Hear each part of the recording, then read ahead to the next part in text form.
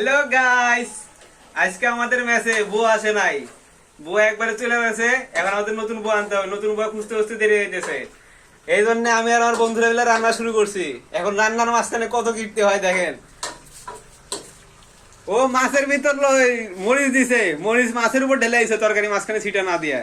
তাহলে এই তরকারি কেমনে খামু কন? তরকারি রান্নাছে ওর মধ্যে ঝোল নাই, এই তরকারি খামু কেমনে কন? বন্ধু, তোমার অনুভূতি কেমন বলো?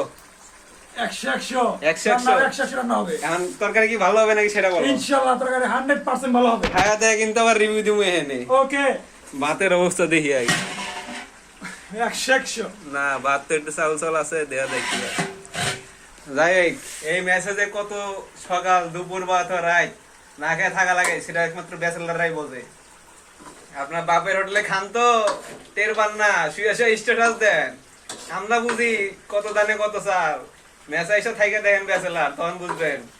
থাকেন, খাওয়া দাওয়া যখন আমার খাইতে বসি তখন আমি দেখাবো কি অবস্থা হয়েছে ভাত তরকারি। অবশেষে ভাত আর এই যে তরকারি হয়েছে, কিন্তু তরকারি কোনো ঝোলই নাই। খামু কি দেয় সেটা আল্লাহ মাহবুদি জানে। রান্নার যে অবস্থা আল্লাহ মাহবুদি জানে। বন্ধু, তোমার কেমন লাগতেছে এই রান্না দেখে বলো। আসলে অনুভূতি প্রকাশ করার মতো কিছুই নাই, কিছুই রাখুন। আচ্ছা, খাওয়া দাওয়ার পর তাহলে জানাই। ওকে, বন্ধু রাতের রান্না সেই হয়েছে। বন্ধুরা এই জন্য একটা কি বলবো, একটা চানাচুরের প্যাকেট খামু খুশির ঠেলায় জান। বন্ধু, তোমার বন্ধুর রান্না কেমন লাগলো বলো। ঝোল বিন তরকারি ভালো লাগছে? লবণ হয়েছে? তোমার কাছে কেমন লাগলো? করা জোর 10-এ কত দেওয়া যায়? 13 10-এ 13? তুমি কত দাও 10-এ? 99 প্লাস পুরা। ওকে, থ্যাংক ইউ। এখন বাকিটা আমার থেকেই শুনি। এ ফরিদ, তোর যে রান্না করছে 10-এ কত দিবি ক? 10-এ কত দিবি ক?